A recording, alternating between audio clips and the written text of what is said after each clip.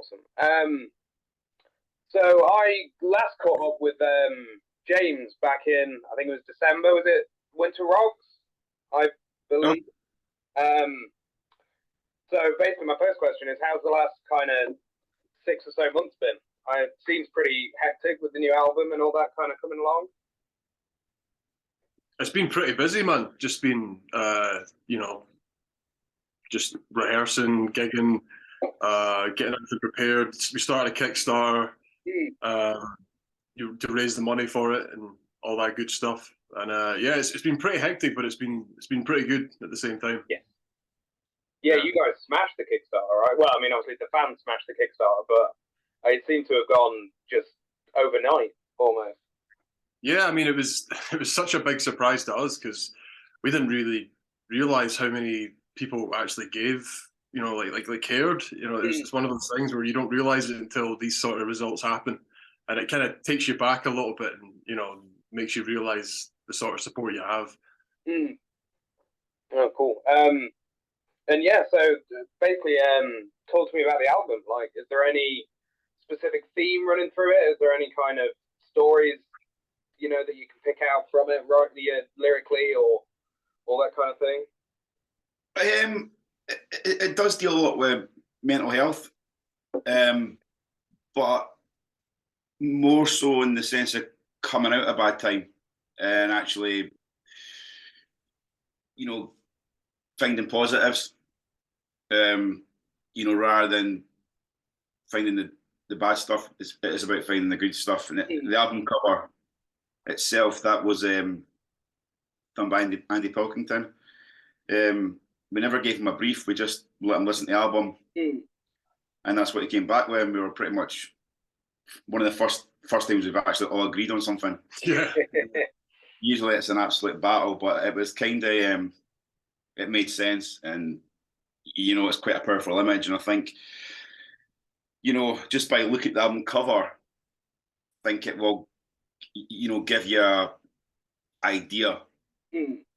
of what it's about. And I think after you've listened to the album, the cover makes even more sense. So we're really chuffed with that. Yes, yeah, it is. It's a really cool cover, and it's amazing that they've managed to kind of capture the essence of the album so well with that. And what's the writing process like for you guys? Do you all just kind of sit in a room until it's done, or? I mean, it's quite a collaborative thing. We all come in with our own ideas, and we just kind of chuck them into a melting pot and just see what happens. We all have completely different influences from each other, but we also have a lot of the same influences as well. So it's one of these things where whoever comes up with a good idea and it flows at the time, we just run with it. If something isn't working, we don't force it to work. We are quite harsh in that if something's not right, we'll just let's not waste time. Let's just Yeah, get rid of that. And if anything in the future comes up, it might work for perfect, but let's not. Because we do just feel songs, everything we've done has came together really fast. Whether it's somebody coming with a riff, a chord sequence or whatever. But we all put our opinions across and we do, listen to each other, which I think, you have to. We've learned to be honest with each other.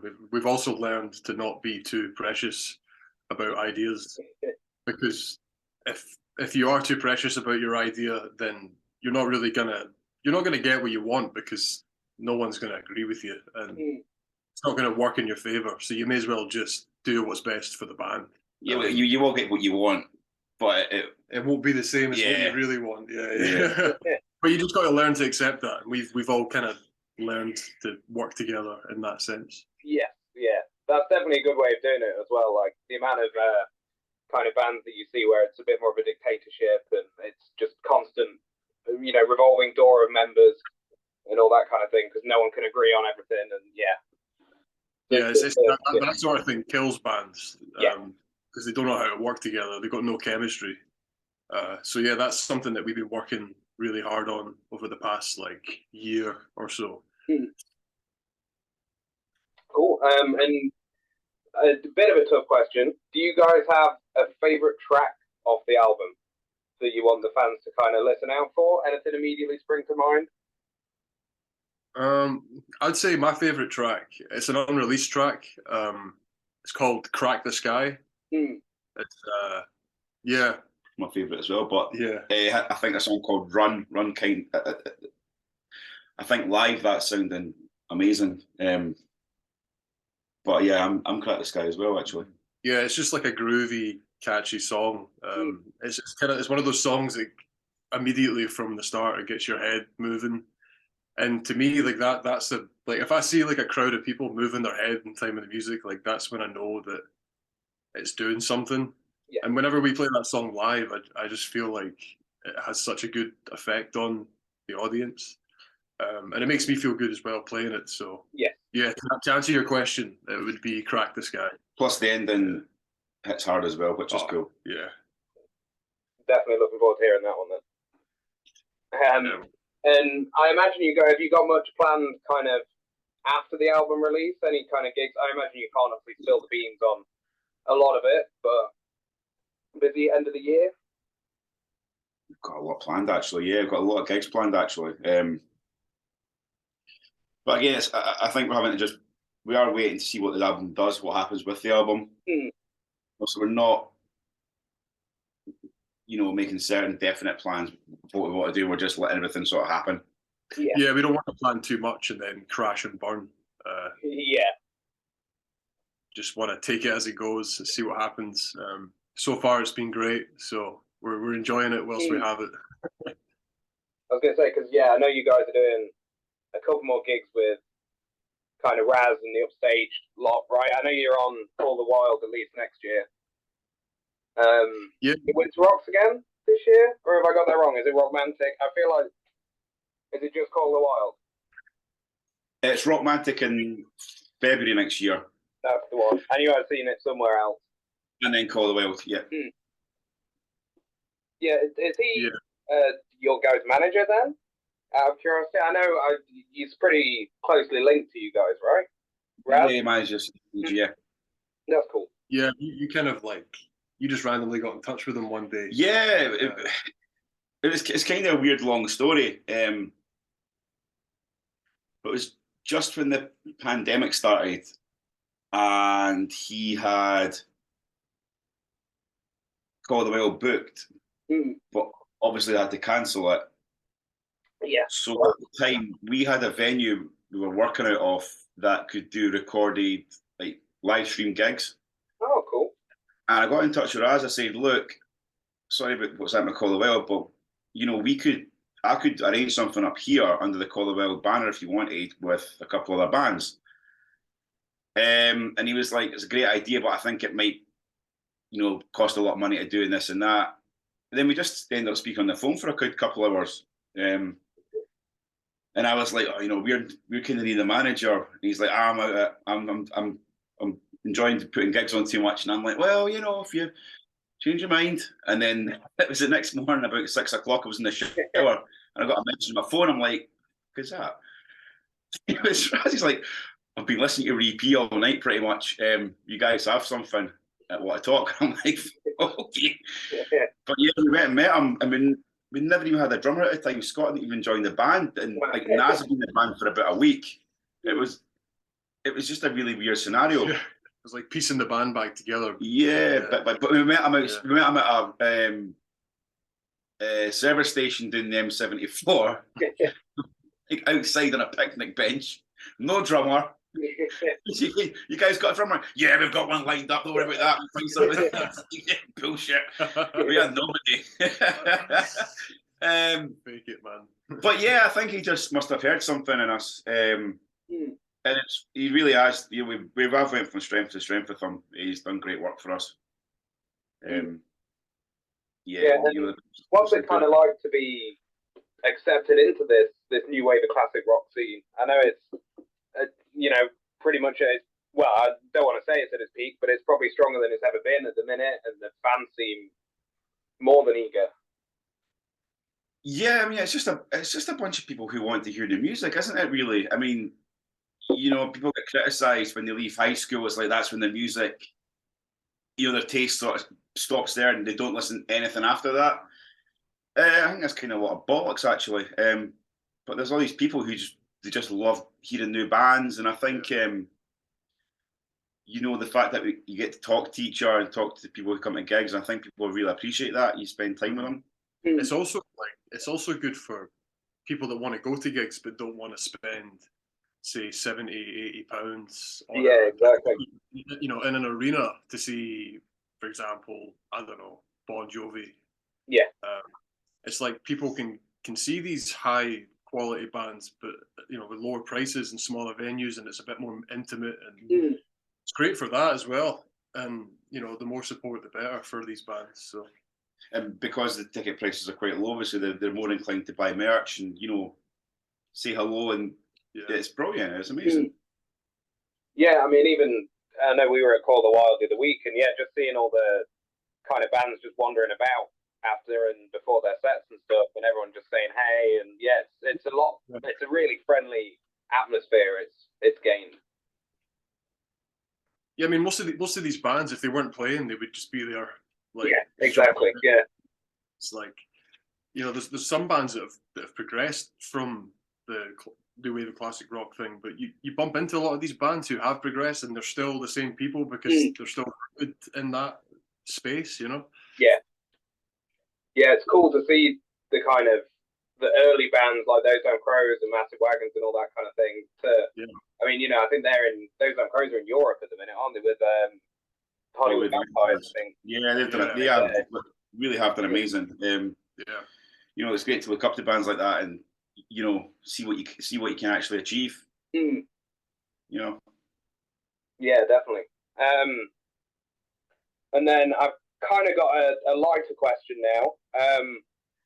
If you could kind of book your own dream tour lineup, what would it be for you guys? Obviously, would you support anyone big? Have you got anyone in mind that you'd want to, any friends that you want to bring on the road with you? We're really good pals at South of Salem. It was like from our second gig, we met them, and we've just played loads of gigs on. Seem to keep bumping into them as well. A band we all caught the other week was Virgin Marys, who just absolutely blew us away. Yeah, they really stood out from a lot of the bands. Like, not to say the other bands weren't good, it was just they brought something different to the lineup. It caught my ear. For two guys as well, they bring some noise. Cool. But do you mean just like any band, or do you mean? Yeah. I've had asked it many times. I've had anything from Guns N' Roses to whatever. For me personally, I've always been a big Foo Fighters fan. Deftones. Yeah, I'm exactly the same, man. Just too short. I have to sit here. Deftones, Foo Fighters, maybe Queens of the Stone Age. I would love to be on a tour with those guys. And then I would maybe meet them and think maybe I shouldn't have met them because they say never meet your heroes. Yeah. Who knows though? I know Dave Grohl's a nice guy though. Yeah.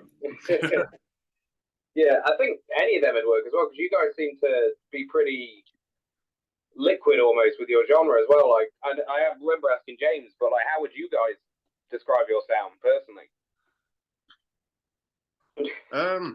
I'd say melodic, heavy, alternative, heavy rock with a punk element.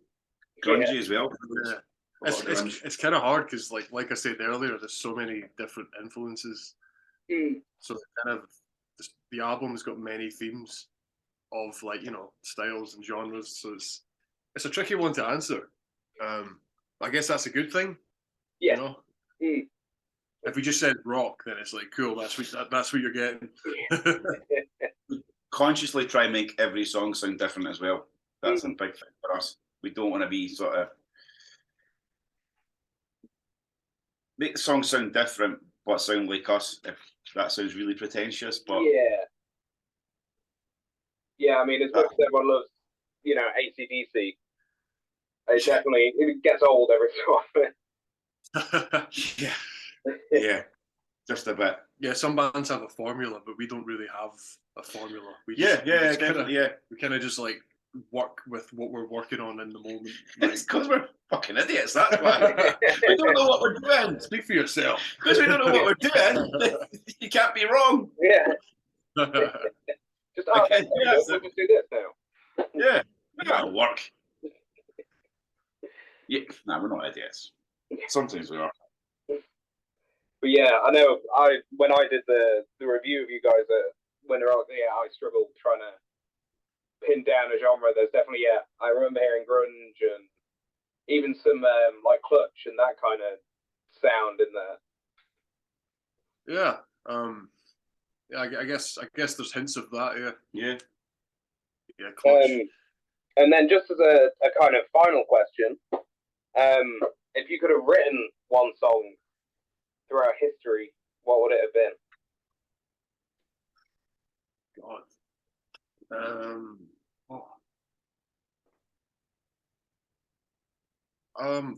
I'm just gonna go ahead and say Everlong, Foo Fighters. Only because it's the first thing that's popped into mind, and I don't want to be here all night trying to think of it. So I'll go with that for now. Yeah, probably Black Hole Sun. Just because the musicality of it, obviously Chris Cornell's vocals, and I mean lyrically as well. Yeah, probably that. Yeah, good choice. But yeah, that's all I've got anyway. So cheers for taking time out of your evening to sit down and have a chat. No worries. Well, we're at the practice space anyway, so makes sense. Yeah. But yeah, thanks for having us, man. Thank you. No worries. Thanks a lot, mate. Are you guys down in kind of the Midlands at any time soon then? Or we're in Oldham on Sunday. Catch it. We're at SOS Fest on Sunday. Oh, cool. Midlands. I'm not. Rockwich, is that Midlands? The name rings a bell, but I can't think where it is now. I'm not sure where Rockwich is either. I don't know where anywhere is. Yeah. We just get chucked in a van for people to drive. Yeah, I just show up. Oh, we're doing I think we're doing the Gifford in September. Oh yeah. Oh, that'll be good. So yeah, pop on for that. It's actually September 15th, which is our album release date. So. Oh yeah, cool. So it should be good. Yeah. Awesome. Well, hopefully I'll see you down there then. Anyway. Perfect. Yeah, brilliant. Awesome. Cheers, guys. All right, man. Thank you very much. Thank you so much. See you soon, man. Take care, dude. All the best. Don't you